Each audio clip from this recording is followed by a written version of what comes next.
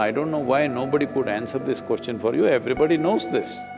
So, you went to Vipassana, that means you must just shut up and do it, not ask this question, that question. You know what is my handicap? You want to know?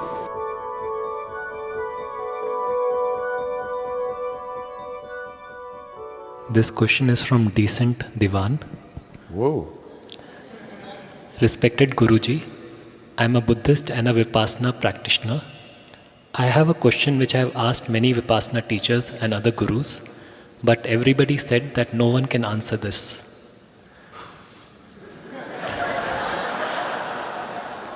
In one of your video you mentioned, and also it is said in Buddhism, that rebirth is due to our unfulfilled desire or karma. I accept this, but then a question arises. Let us suppose I took birth for millions of times because of my karma desire, but before my very first birth, there was no body, no mind, karma, desire, or nothing of me existed. Then why and how that very first birth came to existence?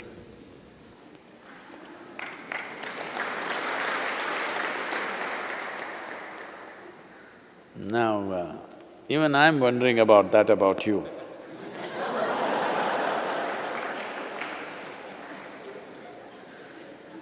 Well,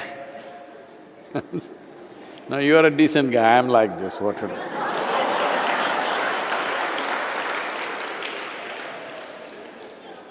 Let's take that question further back. It's not just about your birth.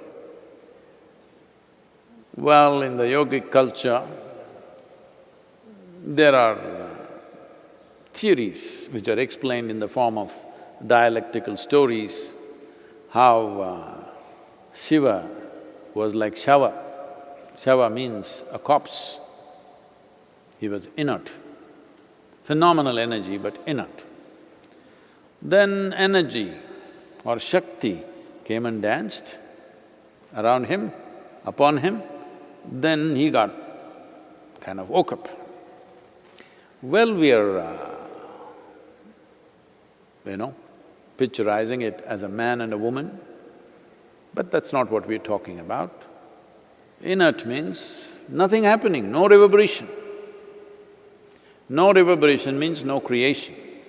Energy got introduced, reverberation started. From a simple basic reverberation, it got more and more complex. As reverberations became more complex, it became matter, matter became small molecules, they became planets, planets became many things, life happened, variety of things, you know the evolutionary theory from there on. Evolutionary theory only starts after life has started or at the beginning probably, but if you go back, creation itself, we may not know the exact trajectory of how it happened, but we approximately know how it happened, even as per modern science. So in the modern scientific parlance, the same thing is said today that if you apply energy, not even into it, just around it, suppose you create vacuum in a container and apply energy not into the vacuum, just around it, virtual protons and virtual neutrons will erupt. That means creation begins to happen. Proton, neutron just have to get together for an atom to happen. Once an atom has happened, creation has started. So, similar things are said in modern science. I don't want to go into any theories, but obviously creation began somewhere. Somewhere means it may not be within the projections of human mind in terms of time, because it's not one, but in the yogic system, there have been estimates that there have been 84 creations till now, 83 creations till now, this is the 84th one. And up to 112 cycles of creation can happen. Beyond that, creation will be material-free, just pure energy creation. But we're talking in terms of maybe billions of years or trillions of years, I don't know. but those projections are made. Well, obviously it's just a theory. Nobody can prove or disprove anything about it. But it looks like a plausible theory because the markings of 83 creations are there in our system in various aspects of life around us. The markings of 83 and this being 84 are there for those who look very closely at it.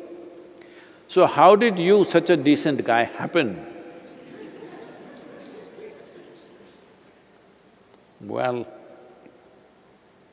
so this question doesn't go that far as I took it just now.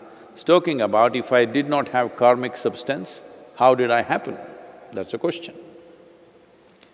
Well, you don't need a spiritual answer. Charles Darwin himself has explained this.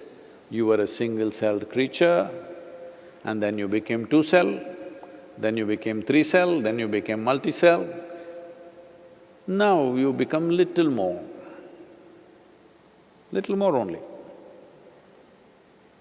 Decently better. A decent development from a single cell has happened. So, in the process from the single-celled animal, from an atom to a molecule, right now this is a wonderful time to ask this question because there is virus. A virus is not a full-fledged life. It has proteins and enzymes to make it alive, but it's not yet life. Only when it enters your cell, it has a life. But by itself, it has no life, just a certain combo of protein. So decent, what? Dushyanta? Divan. Oh. So you were also pre-life, became life, became more and more complex life. Complexity itself is karma. Karma is not necessarily, even now as you sit here, karma is not necessarily only what you do like this. The thoughts that pass in your mind are karma, emotions that pass in your mind right now are karma. Simply, a thought just passed in your mind. You looked at the person next to you, thought, why is he here? He should be on the roof with the monkeys. Just like that, sometimes thought like this come. Hello. So this karma just happened inadvertently, not caused by you, caused by the monkeys dancing on the roof.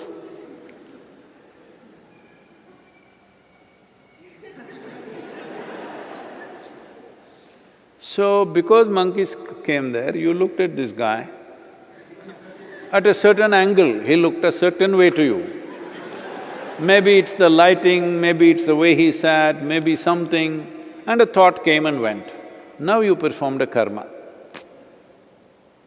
That somewhere you look at another human being and you think he's a monkey. Now this won't stop here, you understand? Now you looked at him and thought you're a monkey. Tomorrow we changed your department and you're in the monkey department. Oh my God, I have to work with this monkey today. It will continue. And if suppose the situations are placed like that, he is in charge of the department, you have to work under him. Do I have to be instructed by a monkey like this? It will grow. And this is how you became a racist. All right? Because initially it's just a passing thought. Then depending on situations, how they corner you here, there, slowly it multiplies. This is even happening to every other creature. So gradually, karmic substance builds up, becomes more and more complex. Well, clearly, evolutionary sciences are telling us the initial human beings were very simple, half-bent human beings, very small brain, they couldn't think much, they just survived like any other creature. Everybody knows that, right? So from there you built your karma. I don't know why nobody could answer this question for you, everybody knows this. Maybe they thought you are not worth answering. Because I am such a fool, I don't think anybody is not worth answering. Because I don't think any question is not worth answering, I'm taking all kinds of idiotic questions from all over the world. So right now, you're wasting your time very indecently. Because these are all questions of the vain. Because mainly, your questioning is towards whoever those… I don't know who are those people that you ask questions. In some way you want to make a fool out of them. That's all you're interested in. You're not interested in knowing anything about yourself. You're not interested in having tools for your transformation or growth. You said you went for Vipassana. Vipassana means no questions.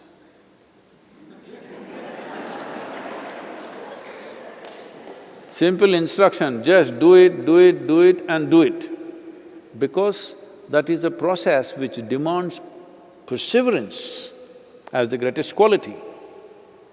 Gautama taught Vipassana to large groups of people because there was no time to prepare them. He was every day moving from village to village, town to town, no time to bring understanding into those people.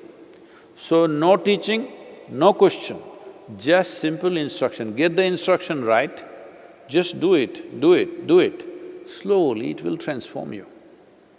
It's a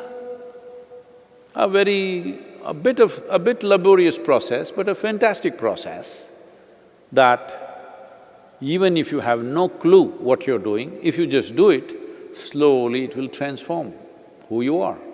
When I say transform you, every aspect of you, including your chemistry, gradually it will transform. It's a laborious process because in those times, you must understand, he was teaching 2,500 years ago. 2,500 years ago, the common wavelength of the society was not intellectual understanding. The common wavelength of the society which lived hard lives was perseverance. People could persevere. Today, to make them persevere, you have to talk to them for hours and hours and hours because they think they understand everything. Those days, people had no such problems. They knew that they don't understand. So you had to just you had to just instruct them and say, do it. And those were good times for the gurus. Because if you give an instruction and say, you must do it, you just do it. You know, my mother, some yogi in Nandi Hills, once we went to Nandi Hills and she showed me the cave where she was initiated. She gave… that yogi gave her some mantra, I don't know who he is anyway. And she never had a picture or she wouldn't even talk, utter his name. But every day she did something with eyes closed. Right through our life, we've been her life, 4 children, husband is her life. She married at the age of 17 and that's her life. But before that, she was initiated and this yogi told her, whatever happens with your life, you must do it every day. Every day she is doing something with her eyes closed. We say, what are you doing? Say, well, this yogi gave me a mantra, I just do it. We want to know what's the mantra. So we played all kinds of tricks on her, tried to compel her, emotionally, blackmail her. You tell us this mantra. Such a gentle and easy person to deal with, always she was. But not once, no matter what, either to her husband or to her children, she ever told the mantra because the yogi said, you don't share this with anybody. I mean to say, it was so easy to instruct them. If I tell you, keep this to yourself, you'll put it on the social media.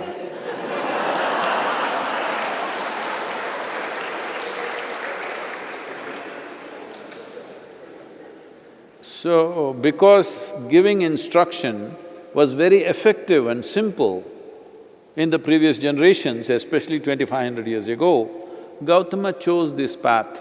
No understanding, no teaching, obviously no questioning, just do it. Only to those who gathered around him, who traveled with him, who were in close association with him, to them he taught shunya because that needs understanding. Without bringing substantial understanding, that won't happen. So you went to Vipassana. That means you must just shut up and do it. Not ask this question, that question, because that question or the answer will not in any way add to your practice. The practice has been designed in such a way, irrespective of who you are, if you do it, it will work. It's just that it's a bit laborious. You have to do it for hours every day, for a long period of time. But it will work, it's a fantastic device for those times. Even now it is for a whole lot of people. So, don't waste your time. The decent thing for you to do is, if you're here, I don't know where you are, if you're here, take instructions and just do it. Otherwise, stick to the Vipassana and do it, one way or the other. Take one forward step. Rather than standing in the same place and looking all over the place, it won't add to your life in any way. It's just that in foolishness you will think you're smart by gathering these things.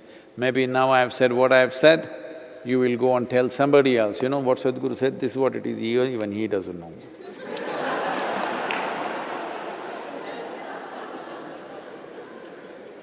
Or you will make it your answer and put it on the social media. Whatever you do, it's of no use. Existentially, if you want to move on, you must do something existential within you.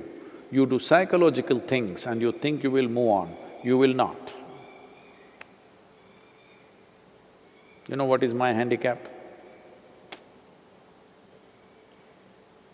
You want to know? Simply, being straight and honest is my big handicap. Yes, no deviousness, this is my handicap, what do you think? Tell me, Sadhguru, it's not a handicap. Hey! Some of my advisors think this is a handicap, I'm too straight and blunt about too many things. But that's the way I will be. If you don't like it,